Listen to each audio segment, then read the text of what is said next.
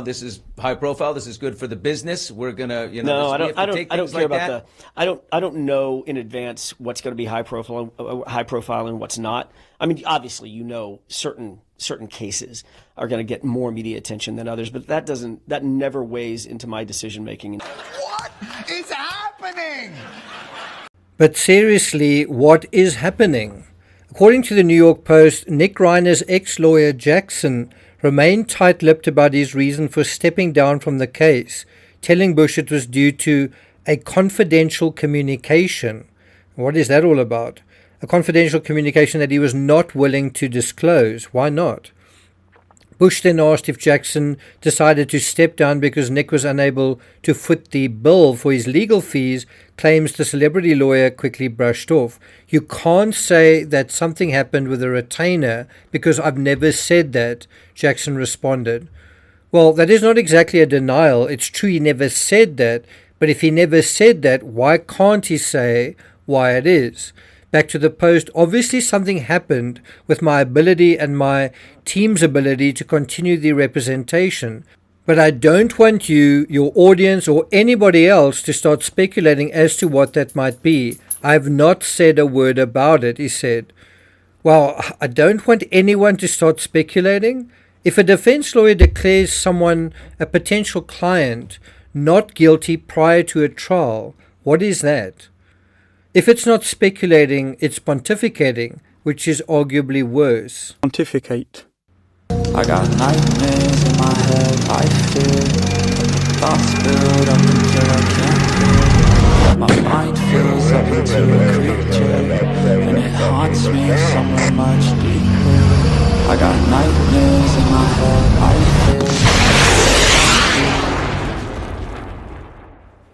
Now, according to the Post, Jackson added that he has full faith in public defender Kimberly Green, effectively his replacement as Nick Reiner's legal counsel, and he then repeated his claim that the son of the famed director Rob Reiner is not guilty. He said, I have a lot of faith in the public defender's office. I have a lot of faith in Kimberly Green. I have a lot of faith in their representation. They're outstanding legal professionals, Jackson said. Of course, the obvious difference between a public defender and a private lawyer is one thing really, cost. And if Jackson was somehow not the right fit for Nick, why not replace him with another reputable defense lawyer?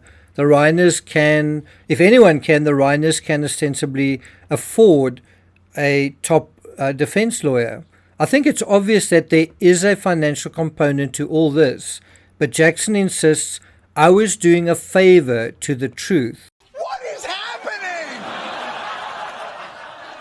I mean, I'm not even sure what those words mean. I was doing a favor to the truth. And when he says he can't tell whether a case is even going to be high profile, I'm sure that I can. I mean, a lot of the cases I cover are high profile, and there's a clear pattern. It's immediately in the news media. You can pretty quickly tell whether something is going to be high profile or not. Anyway, he says, we worked at that time. It was about 3 weeks, almost to the day. We had worked tirelessly, nearly every waking hour, our entire team. And you saw the team behind me. Now, is it so strange or objectionable to say, that this is your job? I mean, it's my job. I cover high profile cases. Is that such a strange thing to do? Anyway, in other news, TMZ and Dr. Drew seem to be fixated on the chemical cocktail, and once again, this idea that a chemical cocktail went haywire and we need to put the chemical cocktail, I guess, on trial because it was the chemical cocktail that took over Nick's brain and committed the murders, absent everything else. Violence that was on display here, to me, still reads methamphetamine. I keep saying that over and over again. It's not enough to have decompensated schizoaffective, the level of the violence. By the way, I agree with all of that. I agree with this idea that it's not enough just the schizoaffective disorder. It's not enough that they change the medication. There's got to be something else. And even if it is meth, I don't think you can say the meth did it, because someone decided to take it. Someone is having a change of heart. Something is going on in the heart and mind of Nick Reiner, and that's the part that's not being discussed. So I do agree about the meth. Meth really, really screws you up. Now, although there is some truth, I think, in this idea that drug addicts are less inhibited and can be more prone to violence, I don't think you can see this in isolation. But I don't know if you've noticed TMZ and Dr. Drew do seem to want to see this in isolation. They don't seem to acknowledge that Nick hated his father. Did Nick and his father have a historically good relationship? Is that something we need to talk about? My God, they've even made a movie together about how bad their relationship was, their father-son relationship. I do have a feeling the defense case overall is going to try to pin the crime on chemicals and perhaps blame the doctors, while the prosecution are going to try to reveal the true family dynamics, the texts, the Google searches, the underlying motivations, where Nick went after the party and what he did. I'm going to come back to this particular part. Nick's movements that night, tracking them. Now, you can imagine if Rob and Michelle were trying to get Nick clean and keep him clean, if Nick really wanted to relapse and they weren't letting him, he would have felt like a prisoner in that guest house and he would be itching to escape. And that would probably also lead to feelings of resentment. It's all your fault that I'm not getting what I deserve or what I want. And when he did escape, where did he go? What was his first port of call? When he was picked up, it's worth trying to understand what part of town was he in? What was he doing there? Yeah. You know, was he near MacArthur Park? It was a drug den. It was a drug den.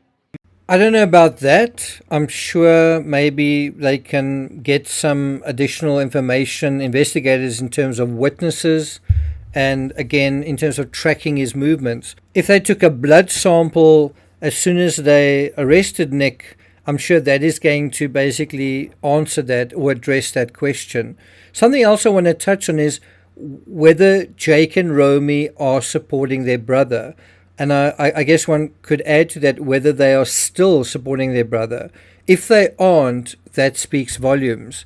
That suggests they know something, including the medication narrative. And of course, you know, as his siblings, they've come a long road with him. And perhaps they've reached a decision. You know, it feels like they've had second thoughts, doesn't it? But their first statement kind of gives me pause. Nick was the middle of 3 children that Rob and Michelle Reiner had together. The other 2, Nick's brother and sister, released a statement today, essentially calling for privacy in this moment. And something that jumped out at me about the statement that they issued is that they asked for, quote, speculation to be tempered by compassion. That was in terms of the first statement that they released. Now, if I was their defense lawyer, I would ask Nick's siblings, tell them they need to pitch up to court each and every time Nick appears to show their support. I've attended murder trials in the past, and I remember with the Oscar Pistorius trial, on virtually every single court day, his sister, his brother, his uncle and aunt, they attended trial. And, you know, when I attended trial, it was quite a job to get there, to find parking, and obviously they had to go through the same thing. And obviously there's a media scrum that they've got to deal with every single day. And often there were other relatives of his there as well. The courtroom actually felt like a wedding, with one side being the accused family and supporters and the other being the victim's family and supporters. I don't feel like we are seeing that here, possibly because the victims and the alleged perpetrator are sort of mixed up because they are relatives as well. I'm sure there is a lot of mixed feeling, a lot of ambivalence, but certainly at this stage, this early stage, and given the radical change in legal representation that we've seen recently, radical, it's hard to imagine something serious didn't change in terms of Nick's support in the hearts and minds of those close to him. And I wouldn't be surprised if that is what happened. Now, I'm not going to take it further than that, but I am considering covering the Tepe murders. That investigation started with grainy footage of a suspect leaving the scene. And there is some intertextuality with the Reiner case because we've also got footage of Nick in 2 different parts of town. The shadowy figure cops are calling a person of interest in the brutal double murder of a popular dentist and his wife. The man is seen walking in an alley behind the townhouse where 37-year-old Spencer Tepe and his wife Monique were found shot to death. Well, it turns out they tracked the suspect all the way to his vehicle, and that's basically how they caught him. I wouldn't be surprised if there is similar tracking of Nick on the night of the murders, just as we saw in the Koberger case as well. Anyway, if you guys want me to cover the Tepe murders, do let me know in the comments. Thank you for listening, and I'll see you guys next time.